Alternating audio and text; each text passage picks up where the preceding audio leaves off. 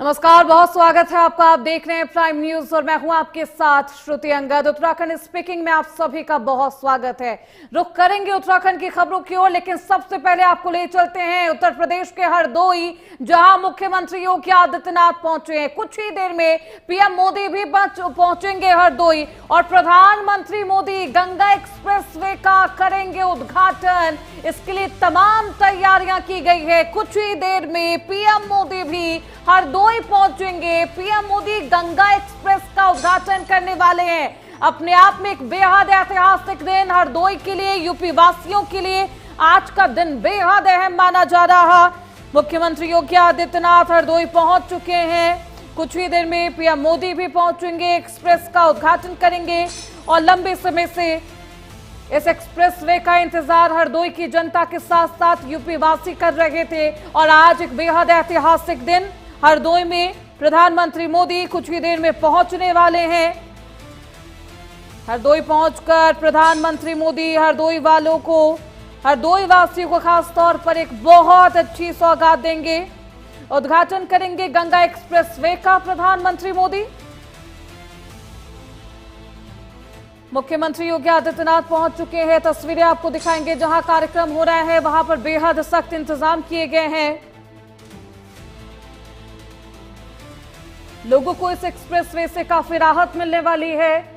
जो यात्रा आप जिसमें बहुत समय अवधि लगती थी, वो अवधि कम होगी यात्रा की। एक बेहद अच्छी खबर, राहत की खबर लोगों के लिए रहने वाली है। मुख्यमंत्री योगी आदित्यनाथ पहुंच चुके हैं हरदोई। अब कुछ ही देर में प्रधानमंत्री मोदी का भी आगमन होगा और उसके बाद गंगा एक्सप्रेस का उद्घाटन करेंगे पीएम मोदी। पीएम मोदी बुधवार को यानी आज का दिन हरदोई वासियों के लिए बेहद ऐतिहासिक है, क्योंकि सबसे लंबे गंगा एक्सप्रेसवे का उद्घाटन करने वाले हैं प्रधानमंत्री मोदी। कुछ ही देर में पीएम मोदी पहुंचेंगे हरदोई। तमाम तैयारियां की गई है। लंबे समय से इस एक्सप्रेसवे का इंतजार आम जनता कर रही थी। आज एक बेहद ऐतिहासिक दिन, लोगों को राहत देने वाली ये खबर है। गंगा एक्सप्रेसवे न केवल प्रदेश के 12 जिलों और 519 गांवों को आपस में कनेक्ट करेगा, बल्कि 12 औद्योगिक गलियारे जैसे इंटीग्रेटेड मैन्युफैक्चरिंग एवं लॉजिस्टिक क्लस्टर के जरिए यूपी की अर्थव्यवस्था को एक नया बूस्ट डोज देगा। और एक बेहद ऐतिहासिक दिन इसलिए भी हरदोई के लिए माना जा रहा, खासतौर पर यूपी वालों के लिए माना जा रहा है, क्योंकि $1 ट्रिलियन का रोड मैप तय किया गया और उसी के अनुसार से काम भी किया जा रहा है यूपी में। कुछ ही देर में प्रधानमंत्री मोदी वाराणसी से हरदोई पहुंचेंगे। आज वो काशी के दौरे पर भी रहे, संसदीय क्षेत्र अपने पहुंचे, तमाम परियोजनाओं की सौगात दी है उन्होंने। कुछ ही देर में हरदोई भी पहुंचेंगे, गंगा एक्सप्रेसवे का उद्घाटन करेंगे पीएम मोदी। आपको बता दें, कुछ ही देर में एक्सप्रेसवे पर बनाए गए हेलीपैड पर हेलीकॉप्टर से उतरेंगे पीएम मोदी। गंगा एक्सप्रेसवे के उद्घाटन समारोह में शामिल होंगे, लोगों को ये सौगात देंगे। तो जाहिर सी बात है पीएम मोदी लोगों को संबोधित भी करते हुए नजर आएंगे। और देखिए, ये माना जा रहा है, क्योंकि हमने देखा है किस तरीके से संसदीय क्षेत्र जब पहुंचे तो कई परियोजनाओं की सौगात देते हैं पीएम मोदी। ये कहा जा रहा है कि बंगाल का चुनाव खत्म हो गया है, आज दूसरे फेज का चुनाव हो रहा है, दूसरे फेज के लिए वोटिंग की जा रही है वहां पर। अब ये माना जा रहा है कि प्रधानमंत्री मोदी अपने संसदीय क्षेत्र पहुंचे, परियोजनाओं की सौगात दिए, अब हरदोई पहुंचेंगे, यहां पर वो गंगा एक्सप्रेसवे का उद्घाटन करेंगे।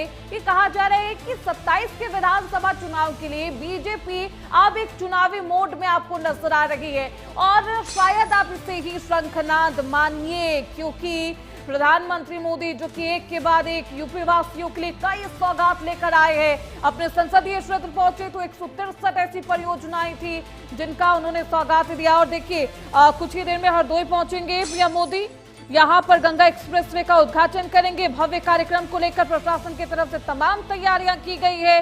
सुरक्षा के लिए 5 लेयर की यहां पर सुरक्षा व्यवस्था पुख्ता की गई है। एक्सप्रेसवे के दोनों ओर सर्विस लेन को बंद कर दिया गया है। सिर्फ और सिर्फ अधिकारी ही यहां पर प्रवेश कर सकते हैं, आम जनता के लिए प्रतिबंधित है। सुरक्षा व्यवस्था के तहत सभा स्थल और प्रमुख चौराहों पर सीसीटीवी कैमरे लगाए गए हैं। राघोपुर रोड पर कई स्थानों पर बैरियर लगाए गए हैं, तमाम वाहनों की चेकिंग की जा रही है। दूसरी तरफ आपको वो भी तस्वीरें दिखाएंगे क्योंकि कुछ ही देर में हेलीपैड पर उतरेंगे प्रधानमंत्री मोदी और उसके बाद जो गंगा एक्सप्रेसवे है उसका उद्घाटन करेंगे। आयोजन स्थल के लिए 1100 किसानों से भी यहां पर जमीन ली गई है और 144 हेक्टेयर भूमि पर इस आयोजन स्थल को बनाया गया है। मुआवजे का भी यहां पर किसानों को मुआवजे भी दी गई है, जमीन उनसे ही ली गई। पार्किंग के लिए राघोपुर रोड के दोनों ओर स्थल तैयार किए गए। तो आज का दिन यूपी वासियों के लिए बेहद अहम और ऐतिहासिक रहने वाला है। चलिए खबरों बढ़ते हैं आगे। उत्तराखंड की खबरों की ओर करते हैं रुख।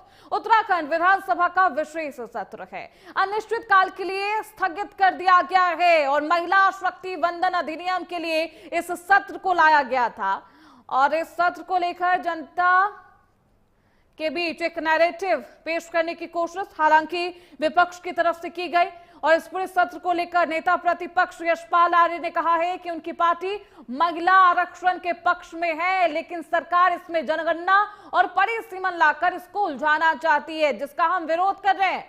वहीं सत्ता पक्ष ने विशेष सत्र को लेकर कहा कि महिलाएं देश की आधी आबादी है और समाज में इनका महत्वपूर्ण स्थान रहता है। जब उनके सम्मान की बारी आई तो विपक्षी दलों ने इसके विरोध किया और साथ ही साथ इसके विरुद्ध कार्य भी किया है। तो दो तस्वीरें, हालांकि विशेष सत्र अनिश्चित काल के लिए स्थगित कर दिया गया है।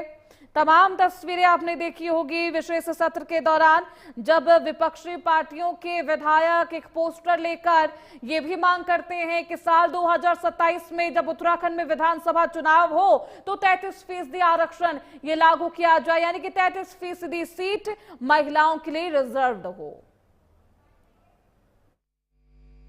2023 में जो महिला आरक्षण विधेयक पारित हुआ है उसके आधार पर 2029 में महिला आरक्षण लागू हो और हम यह भी चाहते हैं कि जो आगामी चुनाव है विधानसभा के उत्तराखंड में उसमें भी महिलाओं की भागीदारी 33% हो और आज भी हम इसी स्टैंड पर कायम हैं। हमारे नेता मल्लिकार्जुन खड़गे जी ने, हमारे नेता प्रतिपक्ष आदरणीय राहुल गांधी जी ने और हमारी जो गार्जियन है सोनिया गांधी जी ने लगातार महिला आरक्षण को लेकर पिछले दशकों में आवाज। आप जैसे सभी जानते हैं आज विशेष सत्र आहूत किया गया था और इस सत्र में हमारी जो चर्चा का विषय था वो नारी सम्मान, लोकतंत्र में महिला का अधिकार, इस पर चर्चा हुई और बताना चाहूंगी करीबन 6 घंटा 3 मिनट की चर्चा हुई, जिसमें भाजपा के 17 लोगों ने सीएम साहब सहित, कांग्रेस के 5 मेंबर एलओपी साहब सहित 6, इंडिपेंडेंट एक और बसपा के एक जो सदस्य थे उन्होंने अपने विचार रखे, अपनी बात को रखा और उसके बाद चर्चा के बाद आपने जैसे देखा कि संसदीय कार्य मंत्री जी ने एक प्रस्ताव किया और उसके बाद उस प्रस्ताव को पास करके जो सत्र है वो अनिश्चित काल के लिए अभी स्थगित हुआ। विधानसभा का 1 दिवसीय विशेष सत्र समाप्त हुआ। इस सत्र के दौरान दोनों ही पक्षों ने जमकर महिला आरक्षण पर बातचीत की और उत्तराखंड विधानसभा में 70 विधानसभा सदस्य हैं जिन्होंने की अपनी अपनी बात रखी और कहीं ना कहीं जो नारी शक्ति अधिनियम जिसके ऊपर की यह चर्चा होनी थी उसको लेके चर्चा हुई, लेकिन कहीं ना कहीं अगर हम निचोड़ की बात करें तो वो पूरी तरीके से सामने निकल करके नहीं आया। जहां सत्ता पक्ष जो है नारी को आरक्षण को लेके और जैसे कि लोकसभा में ये बिल पास नहीं हुआ था उसको लेके यहाँ पर चर्चा कर रही थी, तो वहीं विपक्ष ने जो है पूरे उत्तराखंड राज्य के बारे में ही ज़्यादातर चर्चा की और ख़ासतौर पर महिलाओं की जो उत्तराखंड में स्थिति है उसको लेकर चर्चा की। और सीधे तौर पर ये विपक्ष का कहना था कि जो उत्तराखंड में स्थिति है पहले उसको सुधारी जाए, जिस तरीके से चाहे वो अंकिता भंडारी हत्याकांड हो, उसके साथ ही तमाम ऐसी परिस्थितियां उत्तराखंड में हैं जिसमें कि कहीं ना कहीं महिलाओं को दिक्कतों का सामना करना पड़ता है। विशेष जोर इस पर दिया गया है। मैं अपने सहयोगी से कहूँगा कि दिखाएं यहाँ पर जो है अब ये पूरी तरीके से सत्र समाप्त हो चुका है और तमाम जो है विधायक यहाँ से निकल रहे हैं, लेकिन अगर पूरे सत्र की मैं बात करूँ तो सत्र का जो निचोड़ है वो कहीं ना कहीं आके एक बड़ी बात को लेकर यहाँ पर समाप्त हुआ, जिसमें कि सौरभ बहुगुणा ने विपक्ष को दलित विरोधी कहा, महिला विरोधी की नारेबाजी तो चल ही रही थी, जिसको लेके कि कहीं ना कहीं कांग्रेस बैल में आई और इस बात पे बड़ा हंगामा एक यहाँ पर देखने को मिला और विपक्ष ने जमकर इसका विरोध भी किया कि किस अधिकार से जो है मंत्री सौरभ बहुगुणा ने हमको दलित विरोधी कहा, जबकि यहाँ पर नेता प्रतिपक्ष है वो दलित समाज से आते हैं और तमाम ऐसे विधायक हैं जो दलित समाज से यहाँ पर आते हैं। लेकिन सरकार की जो एक मंशा थी राज्य सरकार की, उन्होंने स्पष्ट तौर पर यहाँ पर एक निंदा प्रस्ताव उसको पास करवाना था, जिसको पास कराने में कहीं ना कहीं वो सफल रही और जो पूरा आज का दिनचर्या थी उसमें विशेष तौर पर यही बात कही जा सकती है कि एक सरकार ने एक मंशा जताई और जिसमें कि निंदा प्रस्ताव लाने की बात कही गई थी, वो निंदा प्रस्ताव यहाँ पर लाया गया और उसको पूरी तरीके से यहाँ पर पास भी किया गया। लेकिन जिस तरीके से अगर हम कहें कि जिसके लिए सत्र आहूत किया गया था महिला आरक्षण को लेकर, महिलाओं की स्थिति को लेकर, उसमें जो चर्चा हुई वो कहीं ना कहीं यहाँ पर पूरी तरीके से नहीं हो पाई है और अब देखने वाली बात होगी कि यहाँ पे निंदा प्रस्ताव पास हो गया है। हालांकि पूरे भारत वर्ष में इस तरीके के विशेष सत्र आहूत किए जा रहे हैं, चाहे वो यूपी की बात करें, उसके साथ ही तमाम अन्य ऐसे राज्य हैं जहाँ पर ये निंदा प्रस्ताव लाए जा रहे हैं। बहरहाल देखने वाली बात हुई कि जब ये तमाम चीज़ें केंद्र सरकार को सौंपी जाएगी, ये रिपोर्ट केंद्र सरकार को सौंपी जाएगी, उस समय किस तरीके की परिस्थितियाँ बनती है और जिस तरीके से महिला आरक्षण वंदन अधिनियम लोकसभा में गिरा है, क्या उसको लेके एक बार फिर से सरकारें इसको जीवित करने की कोशिश करेंगी और क्या जो महिला को आरक्षण मिलना चाहिए था, क्या उसकी एक बार फिर से चर्चाएं होंगी या फिर ये बिल एक बार फिर से पास होगा। अपने सहयोगी प्रभात मिश्रा के साथ मदन सिंह, प्राइम न्यूज़, देहरादून। तो वहीं कैबिनेट मंत्री सौरभ बहुगुणा ने सदन के भीतर विपक्ष की ओर से लगाए गए उनके ऊपर आरोपों का भी खंडन किया है। कैबिनेट मंत्री ने कहा कि ST/SC के आरक्षण को लेकर उन्होंने जो बातचीत कही वो महिला शक्ति बिल को लेकर की गई है। कहा कि सदन के भीतर विपक्ष की बातें तथ्यों से परे है। साथ ही विपक्ष पर महिलाओं के नाम पर राजनीति का भी आरोप लगाया गया। आरक्षण के नाम पर जनता को गुमराह करने का आरोप लगाया गया।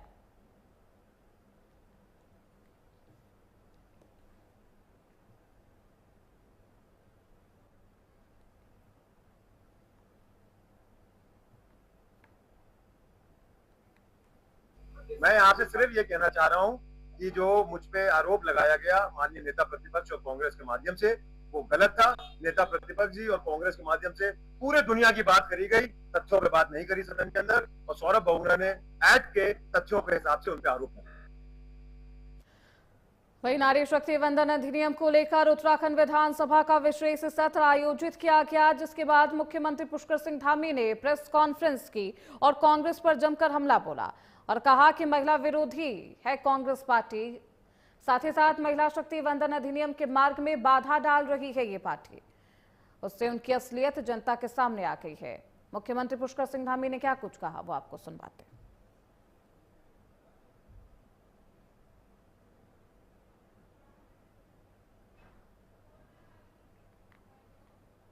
और कांग्रेस पार्टी के सहयोगी दल जिस प्रकार से नारी शक्ति वंदन अधिनियम को लागू करवाने के मार्ग में बाधा बनकर आ रहे हैं, उन्होंने जिस प्रकार से संसद में जिस प्रकार का व्यवहार किया, बिल गिरने के बाद जिस प्रकार का जश्न मनाया, और वही काम आज जिस प्रकार उनके कांग्रेस पार्टी के नेता दिल्ली में कर रहे थे, संसद में कर रहे थे, वही आज विधानसभा में भी यहाँ कांग्रेस पार्टी के नेताओं को देखने को मिला, उनके प्रतिनिधियों को देखने का मिला। अब ये बात पुख्ता हो गई है कि कांग्रेस पार्टी महिला विरोधी है और महिलाओं के आरक्षण के विरोधी है, उनके अधिकारों के रास्ते में बैरियर है, बाधा है। और जिस अधिनियम को 2023 में लागू करते समय सारे अधिनियम में सारी बातें लिखी हुई थी, उन बातों पर जिस पर कांग्रेस ने स्वयं भाग लिया था, और आज कांग्रेस पार्टी उन्हीं बातों का विरोध कर रही है।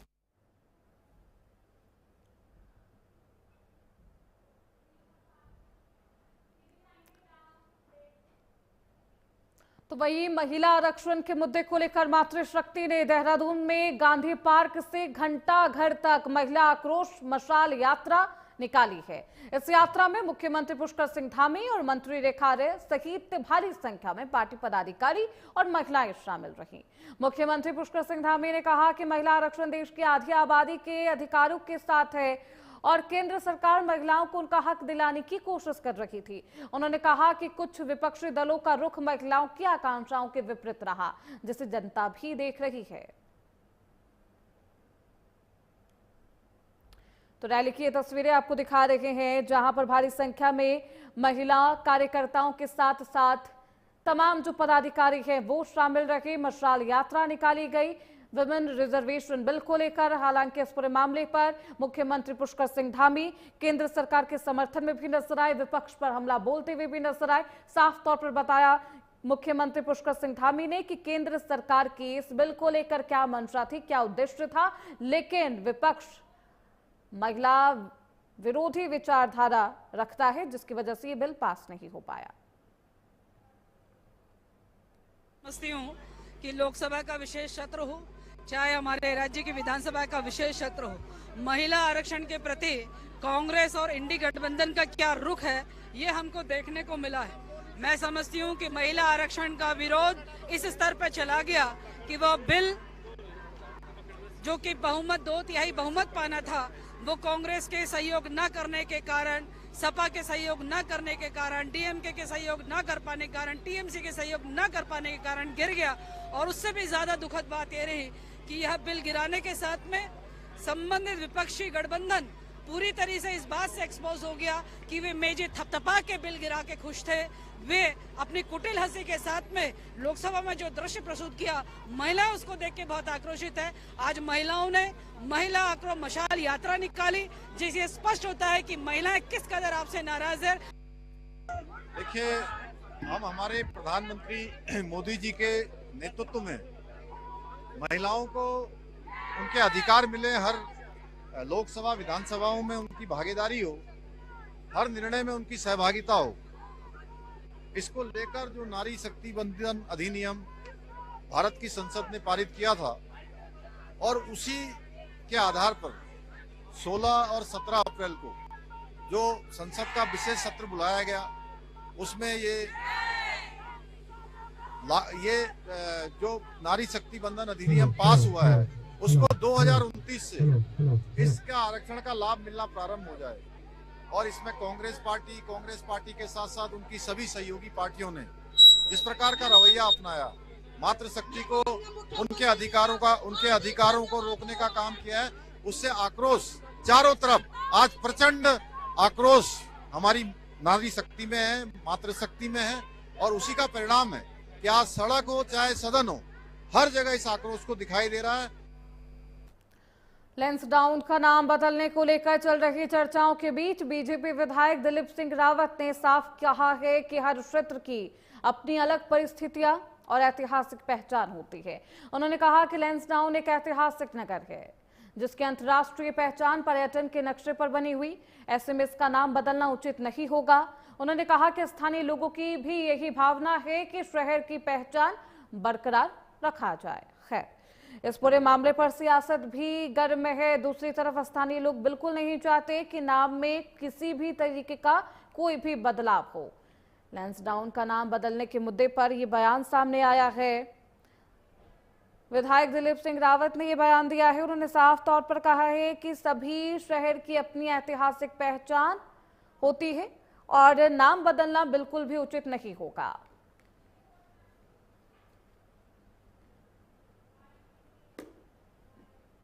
देखिए, नाम बदलने के हर जगह की अलग अलग परिस्थितियाँ हैं और जहाँ तक लैंसडाउन की बात है तो लैंसडाउन एक ऐतिहासिक नगर हो गया है और पर्यटन के क्षेत्र में एक बढ़ता हुआ नाम है।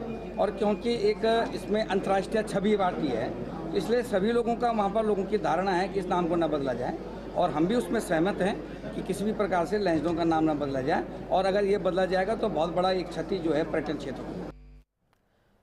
वहीं जोशीमठ के बड़ा गांव में हस्ती महिषासुर के वध के साथ पौराणिक हस्तोला कौथिग संपन्न हो गया है। बैसाख महीने में होने वाले इस लोक देव उत्सव का आयोजन इस साल भी हर्षोल्लास के साथ किया गया। मेले की शुरुआत पारंपरिक मुखौटा नृत्य से हुई, जिसमें 18 ताल पर भगवान गणेश, नृसिंह सहित विभिन्न देवी देवताओं के मुखौटे पहनकर लोग नाचते और गाते हुए नजर आए। इस दौरान भारी संख्या में ग्रामीण मौजूद रहे। बता दें कि हर एक साल के अंतराल में हस्तौला और एक साल के अंतराल में गरुड़ छाड़ के मेले आयोजित होते हैं। इन दोनों मेले के आयोजन की प्रथा भी अलग अलग बताई जाती है।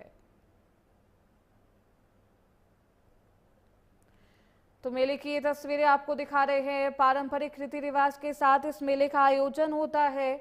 इसमें भारी संख्या में गांव वालों ने शिरकत की है। लोग बेहद उत्साहित नजर आए।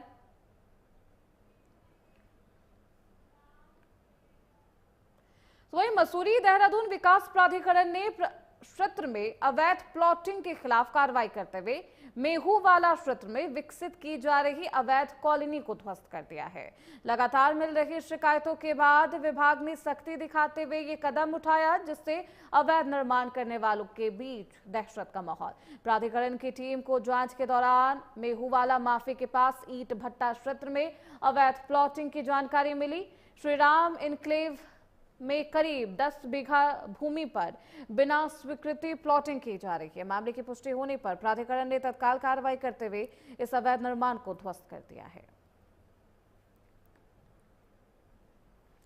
तो बुलडोजर की कार्रवाई आपको दिखा रहे हैं। हालांकि इस दौरान विभाग की तरफ से आला अधिकारी मौजूद रहे। अवैध प्लॉटिंग पर प्रशासन के अधिकारियों ने ये कार्रवाई की है।